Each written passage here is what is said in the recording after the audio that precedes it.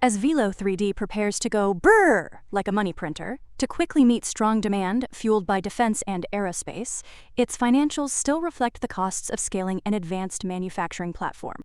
Yet it still maintains massive support as programs move into full production and capacity expands accordingly to play a central role in reshaping how complex parts are manufactured for national security and high-performance industries.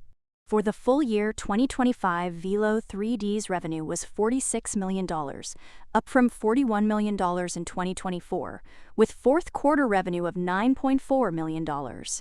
It exited the year with a $31 million backlog and significantly improved liquidity, holding $39 million in cash compared to just $1.2 million the year prior.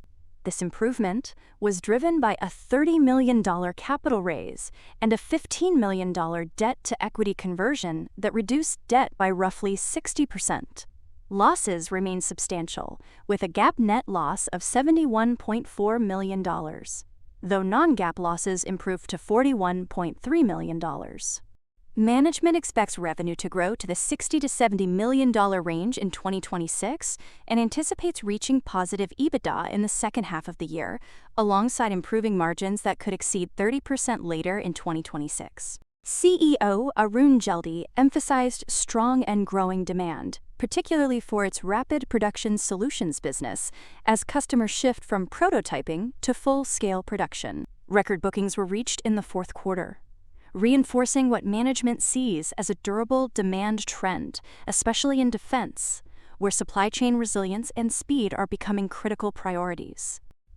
Velo has made significant progress embedding itself in U.S. defense programs.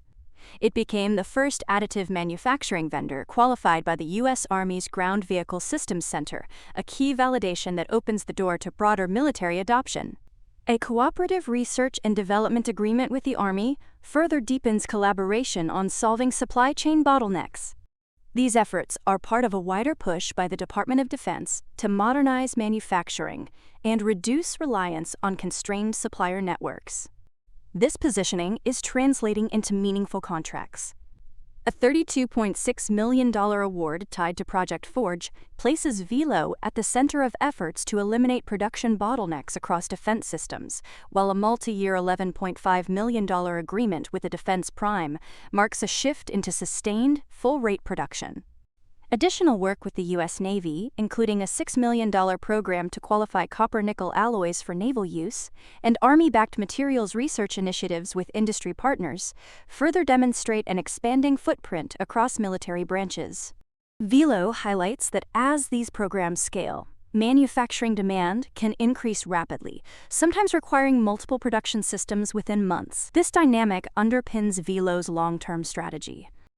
It has introduced a capacity plan targeting up to approximately 400 production systems over the next decade, describing it as a demand-driven expansion tied directly to its growing program portfolio, in turn creating a compounding growth effect as more programs move into production. Outside defense, Velo is also gaining traction in aerospace and space applications. Its work with Intergalactic, a GE aerospace company, demonstrated the ability to reduce production timelines for complex components from months to weeks. A partnership with Innovative Rocket Technologies extends this into launch systems, where additive manufacturing enables advanced propulsion components with complex geometries that are difficult to produce conventionally.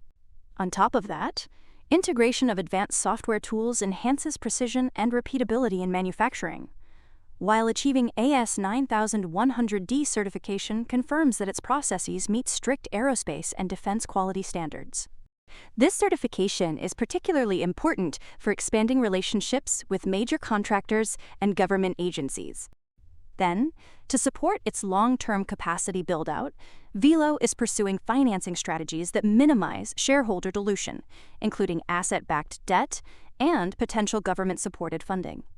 It is also exploring selective acquisitions to strengthen supply chain capabilities, particularly in critical inputs like metal powders.